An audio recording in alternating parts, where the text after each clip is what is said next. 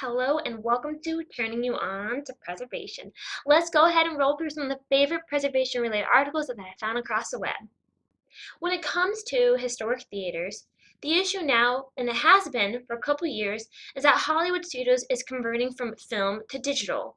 What this means for small town theaters is they have to either shell out some serious cash to purchase equipment in order to run digital, or they have to close down. The Rialto Theatre in Grayland, Mission is an example of a theater that's facing this dilemma. Since 1915, it has been owned and operated by the same family.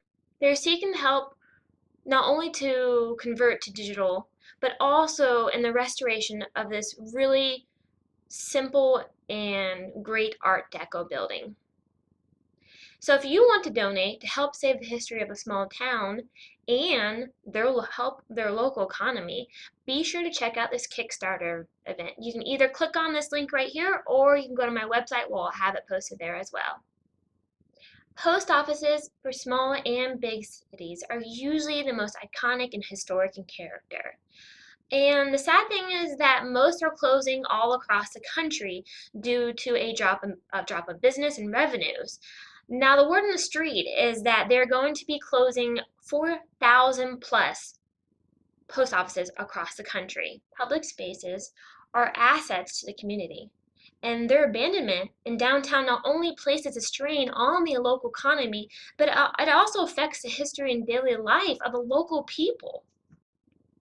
Also, what is even worse is that most of the post offices have been relocating to the suburbs. So if it wasn't bad enough that they're closing them all across the country, the post offices themselves are just picking up and leaving.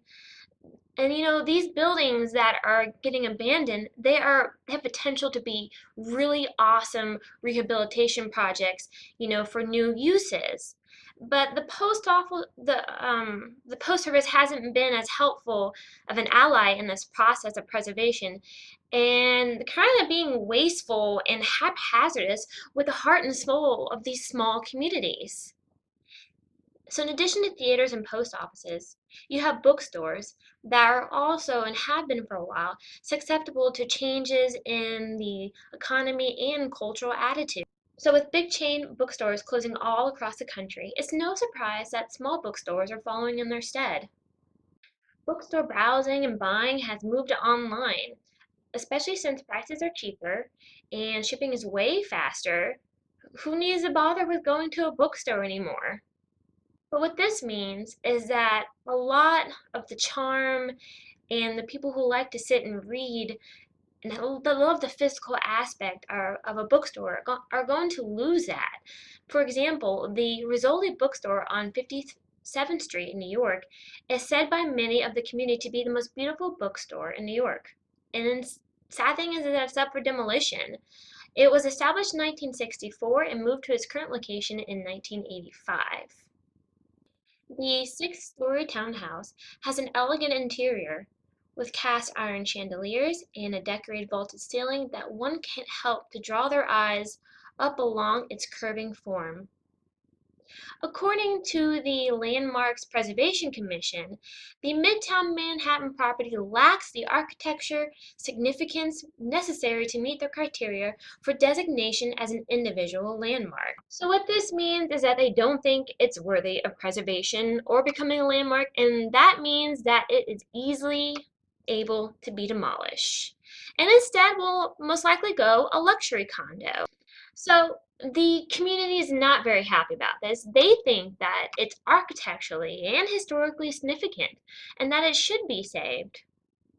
So since 2011, there has been an ongoing issue revolving around Plummer Park in West Hollywood, California. So Plummer Park spans about 4 acres. It was part of the County of Los Angeles, their community-wide efforts to expand the park during the Great Depression.